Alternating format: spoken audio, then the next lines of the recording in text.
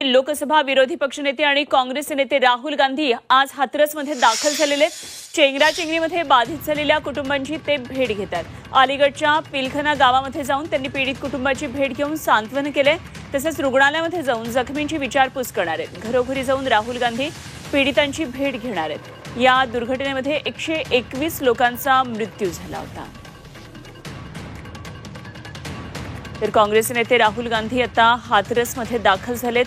2 दिवसांपूर्वी हाथरसमध्ये मोठी दुर्घटना घडलेली होती। सत्संगाच्या वेळी हजारो भाविक या ठिकाणी जमले होते। यावेळी मोठी या ठिकाणी चेंगराचेंगरी झाली। कुठल्याही प्रकारचं नियोजन या ठिकाणी नव्हतं आणि त्यामुळे 121 भाविकांचा नाहक बळी, नाहक मृत्यू या दुर्घटनेमध्ये झाला। त्यानंतर हा बाबा इथून फरार झाला। त्याचा पोलीस सध्या शोध घेतात। यावेळी राजकीय वातावरण सुद्धा चांगलंच तापलंय आणि आता राहुल गांधी हाथरसमधल्या या पीडितांचं सांत्वन करण्यासाठी पोहोचलेले आहेत। राहुल गांधी सध्या हाथरसमध्ये आहेत। ते लोकसभा विरोधी पक्षनेते राहुल गांधी काँग्रेसचे नेते सध्या हाथरसमध्ये दाखल झालेत आणि पीडितांच्या कुटुंबांची भेट घेतात। ते चेंगराचेंगरीत 121 लोकांचा मृत्यू झाला होता।